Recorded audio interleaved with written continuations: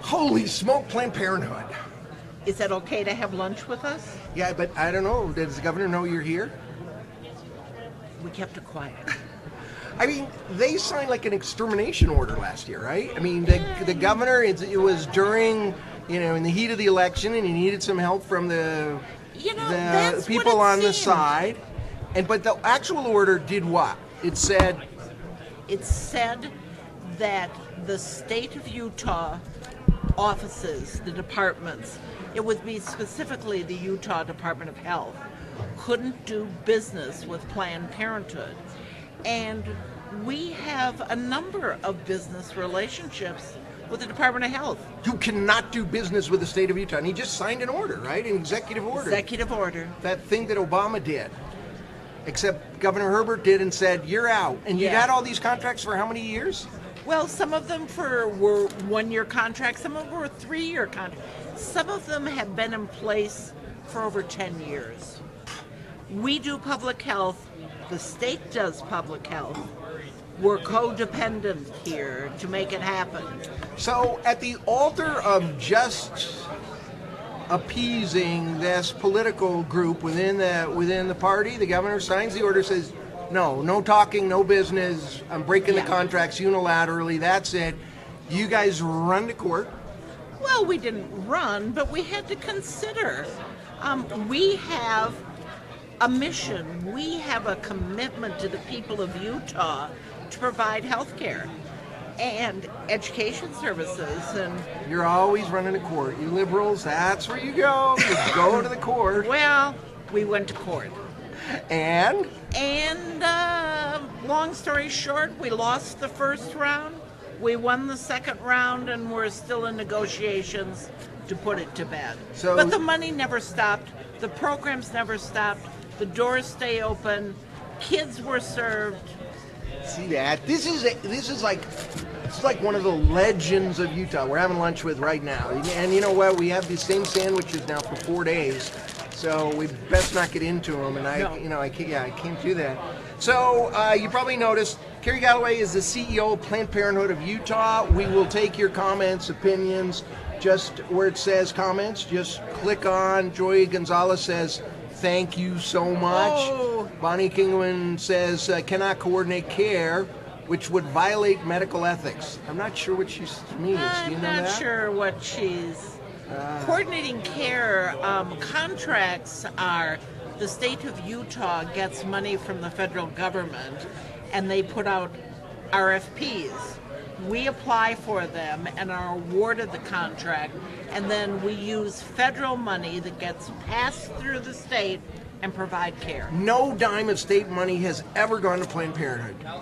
Well, except for pass-through stuff. Or family planning. There are some women in Utah where their Medicaid services, family planning is paid for. That's partly federal, partly state. So if they choose Planned Parenthood, there you go. We provide care. A PhD student at the U in public health, Carol Akamura, says sending love and support. And Perry Coaster says, wonderful, great work. We really appreciate your hard work. And My World says, thank you for fighting. And they're just going, all they're saying is good things to you. Well, Governor Herbert, join in. You too, if you want to, you're sick of fighting this with tax dollars in courts, you can just, he could just come on and say bad things. He could do it anonymously too. I would take it. You would get that. Huh? Mm-hmm. So I was impressed a while ago. I bumped into your little army of high school kids. Oh, aren't they incredible? They're just amazing. Oh, they are in a leadership training program, and they do such incredible work, working with younger kids in teaching them responsibility, and they're learning how to be true citizens of Utah. There's a rumor, and I think it's more than a rumor. I'm going to meet with a bill sponsor, but I don't know what's in the bill. I'm just guessing. That is going to dump all state law and say all we will talk about is abstinence with regard to sex in Utah schools. That's all we're going to have is abstinence. That's sad. You know, aren't we supposed to teach kids how to make good decisions, how to take care of themselves as adults? You don't talk about it, kids are not going to figure it out. I mean, you know, the more you talk about it, they're going to get curious, and boom, the next thing you know. That's what's going to happen. You know, every study tells us, no matter what we're talking about, whether it's sex, driver's education, or mathematics, facts are important for kids to learn how to live a life.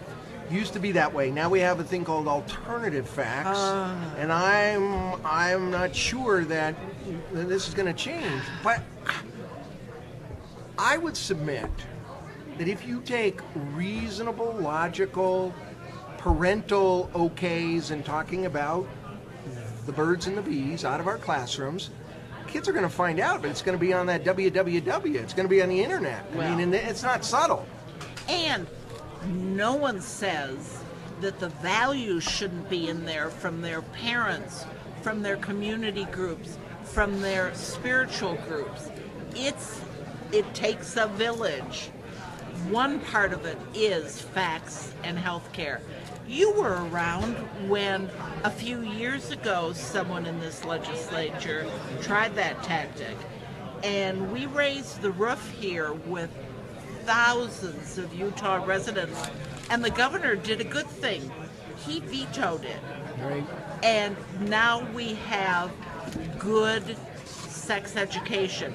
Yes, the state says abstinence is best, but it does provide education. So is that what happens in our high schools right now? Both, and is there a difference between rural and urban? Is it, what can they do and what can't they, or what can they say? The State Board of Education believes in facts. It's limited how many facts you can provide. Excuse me, but it gives you good, solid information. Each school district does their own curriculum. But there is nothing that says you can't teach kids the truth. It's called abstinence plus. Abstinence is best, but you can know what's going on. Abstinence plus. Or you could call it abstinence plus your honeymoon. You know, there would be ways you could actually, but we still have the no promo homo though law. Well, and that is unfortunate. One thing Planned Parenthood What is it? Is done in this area is we've worked with educators to help them answer questions in schools when kids are bullying other kids. But how does it work? What does it mean? So you're in a classroom and you're talking about sex education, or you're talking about history, and Harvey Milk comes up, or Stonewall. What the rule is? What the teacher has to. I'm not sure how the rule handles that, but you can't advocate for a particular sexual lifestyle. Can you advocate for heterosexuality? Or if maybe we ought to start making complaints. I have actually been in classrooms where, and I mean, it's a little awkward, but where teachers actually had a picture of their husband or wife, and they were opposite sex, and they were right there, and I think that's kind of promoting heterosexuality. We live in Utah, Jim. Are you offended by that at all? I'm offended with anyone disregarding someone else's lifestyle, someone else's being. Right.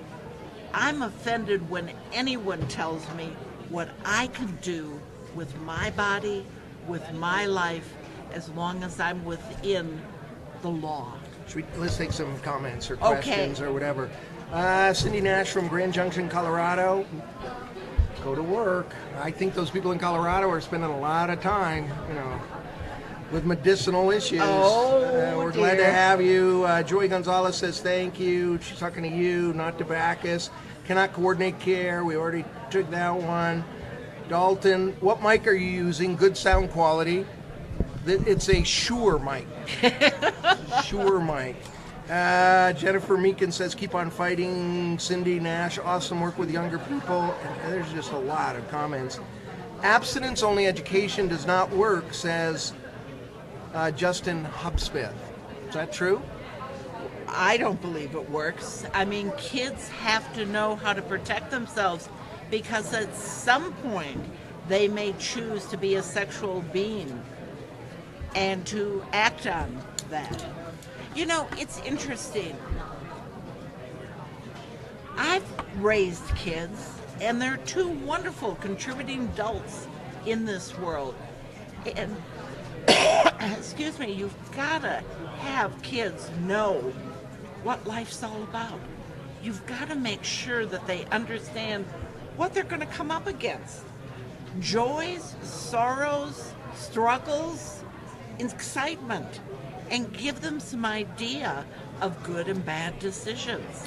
When these youngsters go into high schools, people that you kind of trained and they go and talk to their peers, what do they report back? I mean, it's hard to believe, given the internet, that kids don't know the basics about sex these days. Maybe you're not necessary anymore. Well, kids are checking things out. They've heard things on television, on the internet, from a friend, seen things in the newspaper. They want to know what your opinion is. And we try not to give opinions, only facts. But kids are constantly testing the waters. And it's good because kids need to develop their own personality, their own lifestyle, their own way of doing things. But even today, in 2017, are a lot of kids in Utah don't know the basic facts? You're right. A lot of kids go to college and they join one of Planned Parenthood's groups on campus. Some of the fun discussions is sex with the lights out, sex with the lights on, with some information about what's going on. Often young people don't look for the facts until they're faced with I went to BYU and I missed that lecture. Well, hopefully you got it afterwards. You know, one thing that's amazing about people who are opposed to Planned Parenthood, Jim, is that we are an integral part of this community. We provide health care for women and men and their families to make sure that they can make good decisions about creating a family, about protecting their health, and having a good sex life with whoever they choose to have sex with. Are you... your health care, by your health care, you mean abortion, right? I mean, that's all the health care you provide. Well, that would be 1% of the health care. 1% of the health care we provide. 1%. We provide health care to over 46,000 individuals in Utah every year, men and women. Only 16% are women. They're mostly men.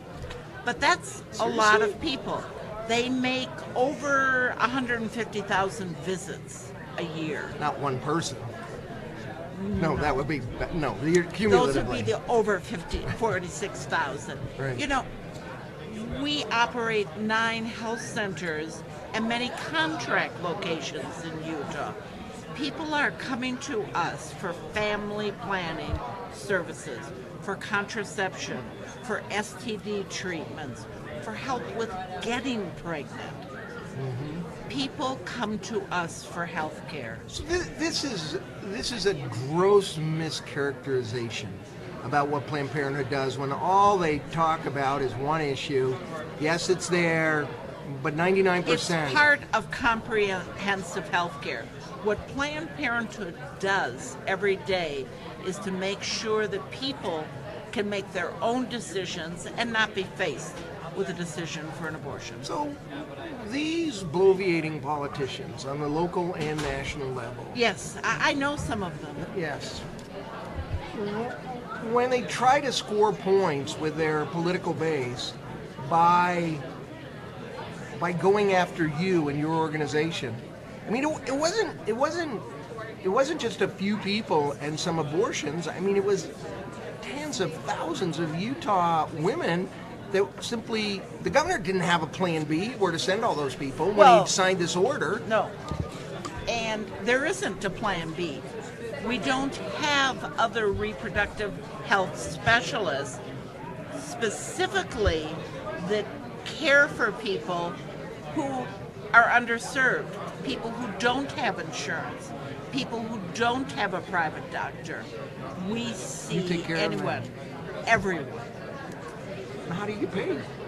Well, we raise money. We have some federal money from the National Family Planning Program, and we provide health care that's specialized, and we've done it for so long and do it so well that it doesn't cost a ton of money. Karrie, you are spectacular. Well, I think know so. so many people who just love you from all over the state. You've been doing this since the early 80s. Yeah, I'm hooked. I'm a gal of the 60s, and this is the cause that has hooked me. And the scary part is people often ask, are you going to retire? And I say, but I haven't solved the problem yet. And I'm having a good time doing it. Well, what would our community be without you and Well, without Planned Parenthood? So And thank you. there are so many people in this community that have come out to support Planned Parenthood. Donors, volunteers, it's been incredible. All right, I want to remind everybody before we go, tomorrow, the most influential lobbyist on Capitol Hill, he's coming. And you know how much I love lobbyists. I love them. Spencer Stokes is going to be right here. And I think he makes like 200 grand per client. I mean, you're just rolling in the dough. Spencer Stokes, he was Mike Lee's chief of staff when he first became a senator. Spencer Stokes, there. Tomorrow, remember, Friday, we're all going to prayers. We are going to the Islamic Center. We are going to hug our Muslim brothers and sisters during their most important prayer of the week, Friday prayers at 1 o'clock.